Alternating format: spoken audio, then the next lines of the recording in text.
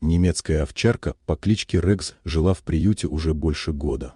Ее привезли туда после того, как хозяин отказался. Собака стала неуправляемой. Рекс лаял на всех, бросался на решетку, глаза горели диким страхом и злостью. Сотрудники приюта говорили, что это безнадежный случай. Никто не подходил к его клетке ближе, чем на пару метров. Однажды в приют вместе с мамой пришел мальчик по имени Джейкоб. Ему было 10 лет, и после тяжелой болезни он оказался прикован к инвалидному креслу.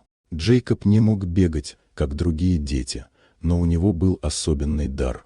Он умел смотреть так, будто понимает сердце собеседника, даже если это не человек. Когда они проходили мимо клеток, мама хотела поскорее провести сына мимо Рекса. Но Джейкоб неожиданно остановился. Он не испугался рыка, не отпрянул от злых зубов за решеткой. Он просто смотрел. Долго и спокойно. Рекс рычал, скалился, но постепенно его взгляд начал меняться.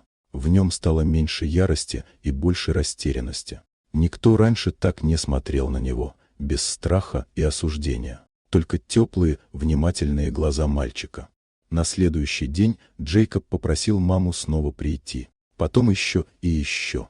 Он привозил маленькие игрушки, клал их у решетки, иногда просто рассказывал Рексу истории.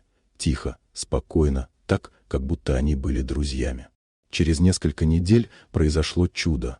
Однажды Рекс впервые не зарычал, а тихо завилял хвостом, увидев мальчика. Сотрудники приюта не верили своим глазам. Собака, от которой все держались подальше, сама приблизилась к решетке и позволила Джейкобу коснуться ее лапы.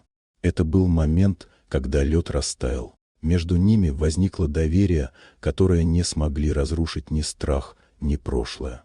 Через месяц Рекс уже жил в доме Джейкоба. Он стал не просто питомцем, а верным защитником и другом. Когда мальчику было тяжело, Рекс ложился рядом, положив голову ему на колени. Когда Джейкоб учился заново радоваться жизни, Рекс радовался вместе с ним.